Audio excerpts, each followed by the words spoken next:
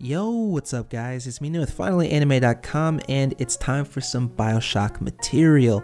I know it's been a while since I dropped the last video, but I ran into a couple hiccups, so luckily the video is finished and it's time to talk about the ending. So let's get up into this.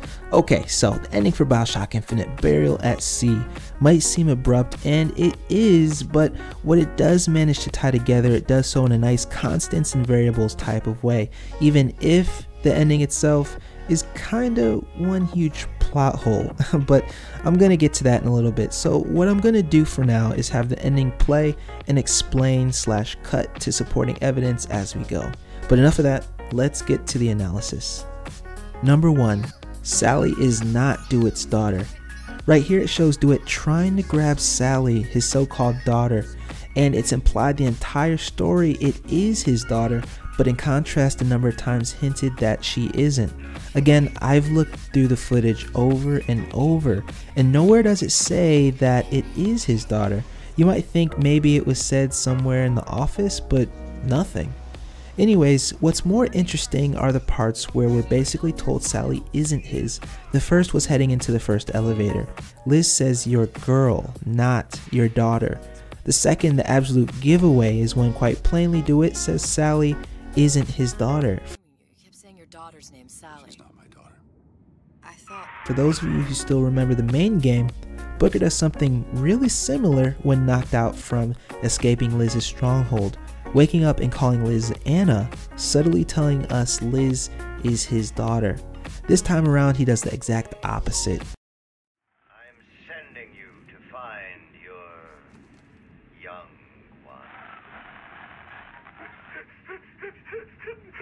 No need to thank me. Not even a couple seconds after, Sander Cohen pauses when referring to Sally and calls her his young one. See, there's quite a bit of subterfuge going on, and it's a little bit more visible this time, but still it is there. This isn't the end of the daughter isn't mine thing, but we'll get back to that later.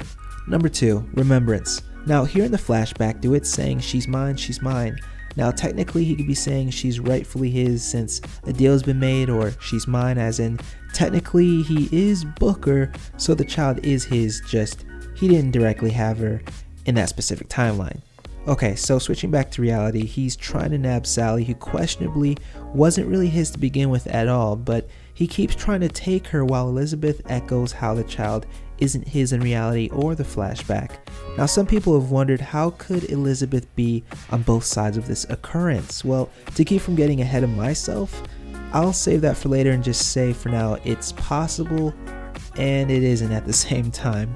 Oh, and also remember, in real scientific theory, it is possible for the same person from 2 different times to be in the same place at the same time. Now, I don't know the exact background behind it, but it is possible, theoretically. But moving on. Number 3, Comstock. Here's the kicker. We find out Booker's actually Comstock. There are a couple times we see this, but the first huge giveaway is when Liz sternly insists she call him DeWitt and not Booker. Call me Booker. If it's all the same to you, let's leave it at Mr. DeWitt.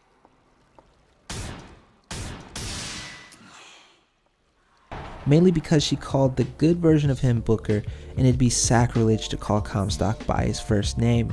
The second notable example is actually in the ending again.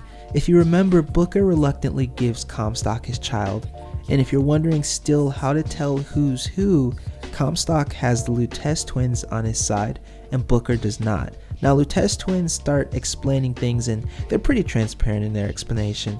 Comstock can never own up to his mistakes and also seems doomed to repeat them if given the chance. He had AD tattooed on his hand instead of branded, shaved his hair, and started having people call him Booker, while taking on the life he used to have by running away to another dimension entirely. Claiming another life as his own didn't just refer to himself, but the children he keeps trying to call his own. Number 4, Liz. Liz is mad at Comstock for, well, being Comstock of course, and wants him to basically pay for essentially killing her in the past. Now, I know you're wondering, how can she kill Comstock if she technically died in the past? She died, got her head chopped off. Well, see, this is where the plot hole occurs and things get a little messy. technically this DLC couldn't have happened in the first place. It's impossible. Booker killed himself in Infinite's ending to kill all future Comstocks, period. Even if one of the timelines Comstock ran into another dimension, he'd still be removed from existence because he's tethered to the existence from where he originated and thus shouldn't exist, period. So the only real explanation for this, despite devs saying this is our Liz from Infinite, is that this is an alternate dimension of an alternate dimension with certain constants and variables. Now, bear with me with the terminology. This is a complete alternate multiverse DLC where the baptism didn't kill all the Comstocks. See? That's stars. They're doors. Doors to Everywhere. All that's left is the choosing.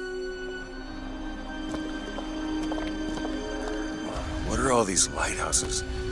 Why are we... Who are... There are a million worlds. All different, all similar. Constants and variables. What? There's always a lighthouse. There's always a man. There's always a city. How do you know this? I can see them through the doors. You, me, Columbia, Songbird. But sometimes, something's different. Yet the same. Constants and variables. Yes. What I've done. If the baptism even happened in the first place.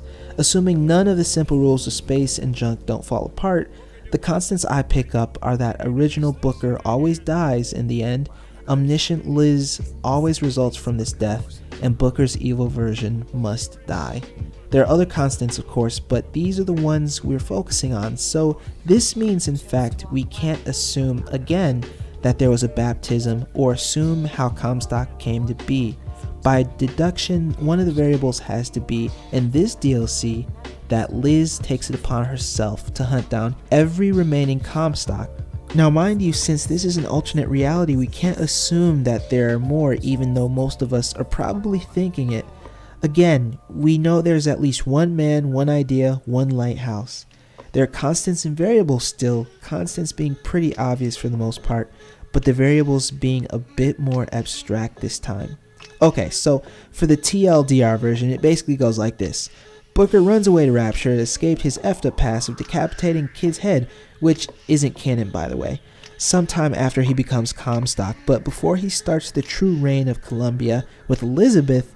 And remember, this is a completely different multiverse reality, or whatever you want to call it.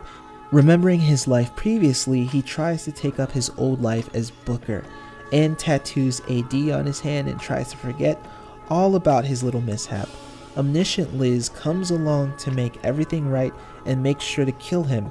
However, the thing is, we don't know if this is even the last Comstock of all these new dimensions in this alternate thingy. So for the next DLC, it's honestly a toss-up from here, since it seems anything is possible now. So I know a lot of you probably disagree, and probably some others agree. And I want you to tell exactly why you agree or disagree in the comments. I always love seeing exactly the stuff you guys are thinking and the reasoning behind certain ideas and such, and make sure you tell me, I really want to hear or read rather, what you guys think. So thank you guys. It took me forever to record this. It seems like police sirens kept blaring in the background. I kept having to record this shit over and over again. But anyways, thank you so much for watching this, and it's been a while since I've done BioShock stuff. I plan to do maybe 2 more videos actually. Another video is going to be fairly big. It's going to be kind of polarizing, just like the Borderlands 2 video. But it should be coming in the future. I already have a lot of footage taken for it. I'm going to take some more, but I think it's going to be good. So anyways, if you did like this video, make sure you subscribe and, that sort of thing. So tell your friends. Alright guys, have a nice day, night, whatever, and happy YouTubing, okay? Alright, see ya.